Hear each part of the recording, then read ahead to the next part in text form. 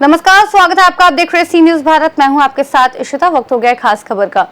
जब दुबई जैसे आधुनिक शहर की चकाचौंध में पले बड़े बच्चे भारत लौटकर शिवकालीन संतों की धरती पर आकर जीवन मूल्य सीखते हैं, जब ग्लोबल जीवन शैली जीने वाले माता पिता अपने बच्चों को संस्कार की मिट्टी से जोड़ने के लिए हजारों मीलों का सफर तय करते हैं, और जब ये सब होता है छत्रपति शिवाजी महाराज के गुरु समर्थ रामदास स्वामी की तपोभूमि सज्जनगढ़ की गोद में, तब ये केवल एक शिविर नहीं बल्कि एक सांस्कृतिक पुनर्जागरण की शुरुआत बन जाती है। ये एक ऐसी प्रेरणादायक कहानी है जहां दुबई से आई एक साधारण सी दिखने वाली लेकिन असाधारण सोच वाली पिकले दंपति की पहल ने समाज को सज्जनों से भरने का बीड़ा उठाया है। दुबई में 27 वर्षों से रहने वाले राहुल और मानसी पिकले दंपति ने जब अपनी संतानों में भारतीय संस्कृति, मराठी और हिंदी भाषा के प्रति दूरी देखी तो उन्होंने वारसा परिवार संस्था की स्थापना कर ये ठाना कि अपनी सांस्कृतिक विरासत को अगली पीढ़ी तक पहुंचाना ही उनका कर्तव्य होगा। और इसी संकल्प की परिणति है महाराष्ट्र के सतारा जिले के सज्जनगढ़ पर चल रहा ये विशेष संस्कार शिविर, जो 5 से 9 जुलाई 2025 तक आयोजित हो रहा है, जिसमें 5 से 15 वर्ष के बच्चे और 30 से 75 वर्ष तक के माता पिता व रिश्तेदार 2 गुटों में सहभागी हो रहे हैं। समर्थ रामदास स्वामी के पावन किले सज्जनगढ़ पर चल रहे इस निःशुल्क शिविर में वारसा परिवार द्वारा ऑनलाइन और ऑफलाइन दोनों माध्यमों से बीते 6 वर्षों से निरंतर कार्य किया जा रहा है, जिसमें आधुनिक तकनीक और पारंपरिक भारतीय मूल एक साथ जुड़े हैं। पिकले दंपति की ये पहल केवल बच्चों तक सीमित नहीं है बल्कि उन्होंने माता पिता के लिए भी अभ्यास वर्ग प्रारंभ किया है, ताकि पारिवारिक परिवेश ही संस्कार युक्त बन सके और रोजमर्रा की सरल बातों से गहन शिक्षा देकर समाज को हजारों सज्जन देने का यह प्रयास वास्तव में सामाजिक ऋण की अदायगी का सुंदर उदाहरण बन रहा है। जय जय रघुवीर समर्थ। मी दुबईमध्ये बंदुबईमध्ये बिनमसूर बी ब्लॉक 106 राहतो आणि मी अंबासिडर स्कूल दुबई मध्ये 5वीला आहे। मी वारसा परिवारात मला 3 वर्ष आणि जेव्हा मी वारसा परिवारात आलो तेव्हा आम्ही मंत्र शिकले, स्तोत्र शिकले, उपासनाचे प्रकार शिकलो आणि खूप वेगळ्या वेगळ्या गोष्टी शिकलो, जे आम्हाला पुढच्या वर्षी आम्हाला पुढं आमच्या आयुष्यात मदत करणार। म्हणजे त्यांनी आम्हाला बेसिक शिकवलं की कसं जगायचं आणि जगायचे जरा ग्रंथ सांगितले, दासबोध, वेद वगैरे आणि वैदिक हिंदू धर्म ह्याच्याबद्दल ते आम्हाला खूपच सांगितलं। मोठे मोठे वेद सांगितले, 4 प्रकारचे वेद सांगितले, अजून खूपच चांगली आम्हाला माहिती दिली, जी आम्हाला खूपच उपयोग आहे। म्हणजे म्हटलं तर मी कॉम्पिटिशनला स्पर्धेला जातो दुसऱ्या देशात, तिथे तर मला येतं ना, जर कुणी मला विचारलं अचानक तुझ्या देशाचे हे सांग, तुझं कल्चर, तुझे मॉरल सांग, तर मला सांगायला पाहिजे।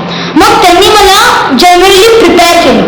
मला स्टेजेसने लिहितायत आम्हाला सगळ्यांना की आम्हाला प्रिपेअर करतायत की कसं उत्तर द्यायची प्रश्नांची, कसं जगायचं, चांगल्या गोष्टी काय, चांगल्या हॅबिट्स आपल्या स्वास्थ्यासाठी आणि आपल्या चांगल्यासाठी, आपण हे माणसांचं वागणं कसं असतं, का असतं, ह्याने आम्हाला एक बेसिक आयडिया दिली जगाबद्दल। आणि देवाची पण माहिती वगैरे सांगितले की हा देव कुठला, मंत्र शिकवले, जे आमच्या रोजच्या उपासनेला खूप मदत येतात। जय जय रघुवीर समर्थ। I live in Dubai, but today I'm at Sajjangarh. How and why? It's all because of the Varsa group. This group takes initiatives, plays, pravachans, everything to another level. For them, the sky is the limit. They teach us about spirituality, about how a person should think, how a person should act, about the Indian culture, about our land, how we should feel pride about it. And this is just the basics. They build up, and not only for adults, but for teens and for kids too. They're targeted on the youth to make our future better, to make the world's future better, to make India's heritage and culture sustain throughout the youth. Sajjangarh is where I landed last year. It's where I first realized how amazing this place is. It teaches us about how to think, how to act, and how a person's mental calmness makes all the difference. This is not through words, it's through action. And yes, I've come here for the second time as well. And that is for a very good reason. Today, I learned how responsibilities and duties shape who we are.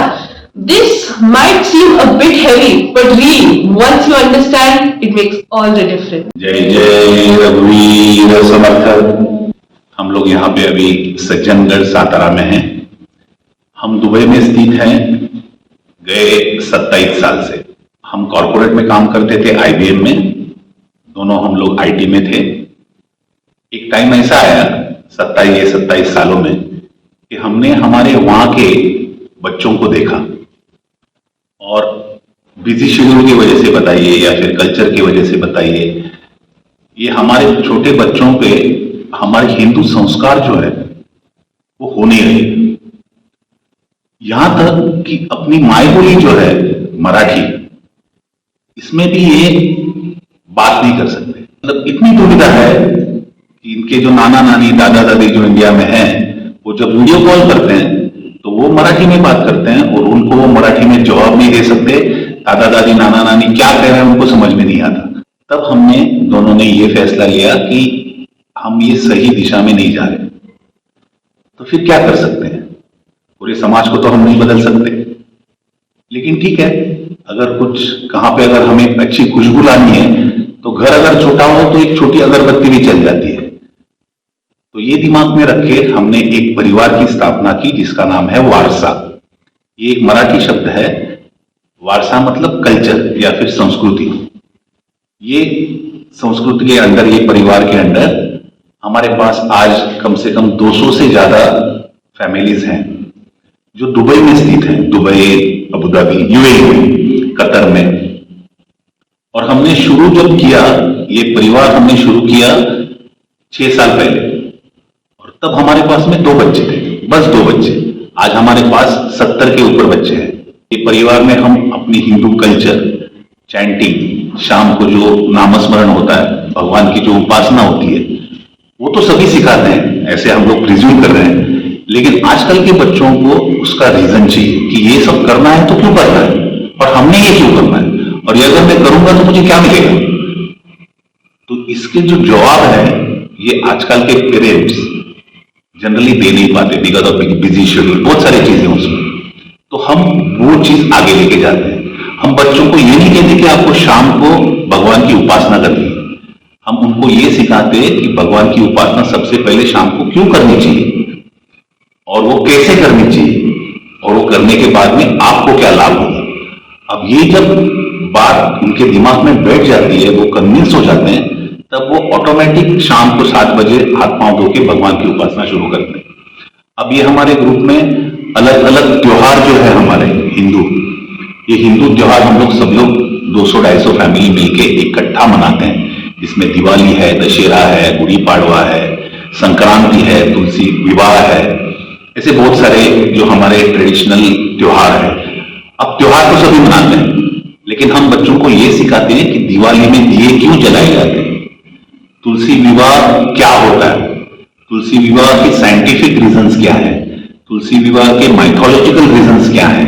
ये जब उनको convince होता है तो वो खुद आगे आते हैं कि अभी आगे का त्योहार कौन सा है, उसमें पार्टिसिपेट करते हैं। गुड़ी पाड़वा में घर में खुद की गुड़ी बनाते हैं, संक्रांत में खुद के घर में पतंग बनाते हैं। तो ये हमारा काम भगवान की दया से गए 6 साल से शुरू है। अब हम यहाँ पे सज्जनगढ़ सातारा में आए हैं, ये हमारा दूसरा साल है। अभी लास्ट ईयर हम लोग जब भी आए थे तभी अप्रोक्सीमेटली हम लोग 60 लोग थे, अभी हम लोग 80 के करीब हैं। 27 हमारे पास में छोटे बच्चे हैं, और ये बच्चों की वयोमर्यादा जो है ये 5 से लेके 15 तक है, और जहाँ की और इनके साथ में बड़े भी आए हैं। तो हमने यहाँ पे 2 शिविर रखे हैं, एक बाल संस्कार शिविर है और एक प्रापंचिक, मतलब जो संसार में है, जो प्रापंचिक लोग हैं उनके लिए। तो प्रापंचिक लोग जो है उनकी जो एज का ग्रुप है वो 30 से लेके 75 तक है, और बच्चों का जो है वो 5 से लेके 15 तक है। इनके अलग अलग वर्ग होते हैं, इनके अलग अलग अभ्यास होते हैं, क्योंकि एज के हिसाब से, मैच्योरिटी के हिसाब से उन्हें क्या सिखाना चाहिए ये हम डिसाइड करते हैं। सज्जनगढ़ में ये बच्चों के शिविर कई सालों से होते आ रहे हैं, कई सालों से। लेकिन ये ट्रेडिशनल वे में होती है। ट्रेडिशनल वे में मतलब एक कोई बड़ा आदमी, एक्सपीरियंस आदमी स्टेज पे बैठेगा, माइक होगा और वो बच्चों से बातें करेगा और बच्चों को कुछ अच्छी चीज सिखाएगा। अब ये जो आजकल के बच्चे हैं, इन्हें ऐसे क्लासरूम सेशन में इंटरेस्ट थोड़ा कम आता है। तो ये साल हमने डिजिटाइज फॉर्मेट में शिविर आयोजित किया है। इसका मतलब ये है कि बच्चों की जो सेशंस है, बच्चों की जो सदर है, बच्चों की जो सिखापड़ी है, वो पूरी की पूरी पावर पॉइंट प्रेजेंटेशन में हो रही है। और इसकी वजह से होता यूं है कि पावर पॉइंट की वजह से बच्चे इमीडिएटली अट्रैक्ट हो जाते हैं, उन्हें ऑडियो विजुअल्स दिखते हैं, उनका कनेक्शन जल्दी बन जाता है और वो पूरे अपना पूरा योगदान, पूरी कॉन्सेंट्रेशन, पूरी एकाग्रता वहां पे दे सकते हैं। 9 तारीख को हम लोग ये शिविर खत्म करके मौली की कृपा से फिर से वापस दुबई निकलेंगे। जय रघुवीर समर्थ।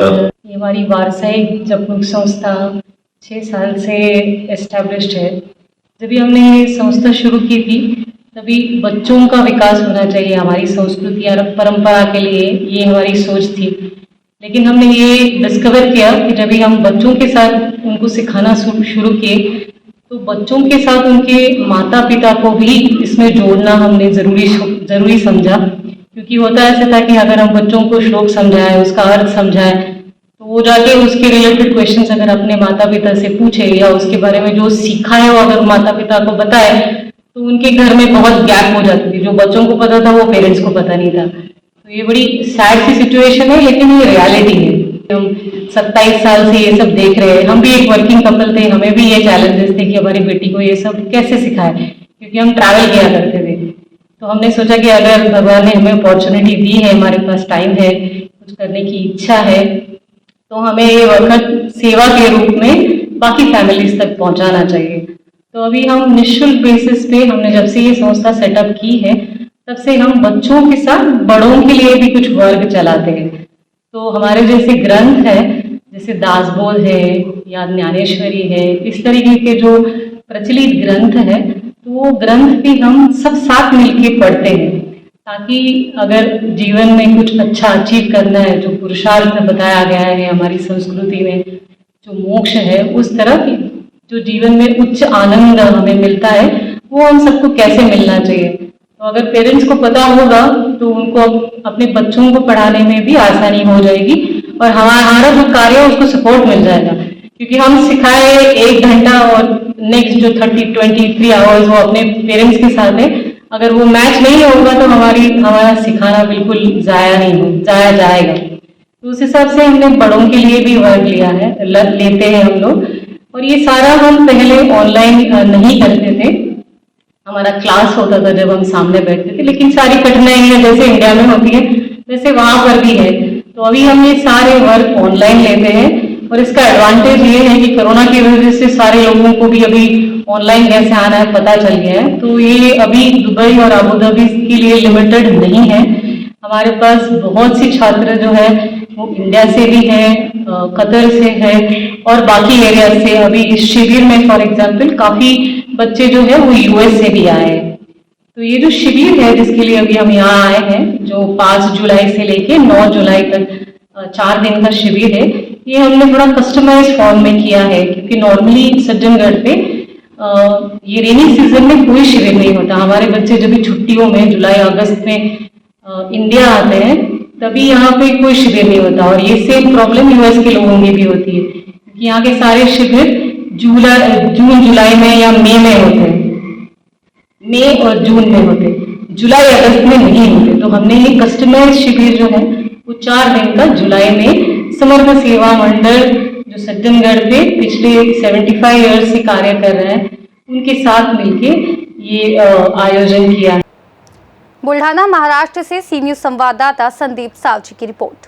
सज्जनगढ़ की गोद में चल रहा ये संस्कार शिविर आज के माता पिता और बच्चों के लिए प्रेरणा है, जो ये दर्शाता है कि जब संकल्प पवित्र हो और दृष्टि व्यापक हो तो दुबई से आए एक परिवार भी समाज के पुनर्जागरण की नींव रख सकता है। इस खास रिपोर्ट में फिलहाल इतना ही। देश और दुनिया की तमाम बड़ी जानकारियों के लिए देखते रहिए सी न्यूज भारत।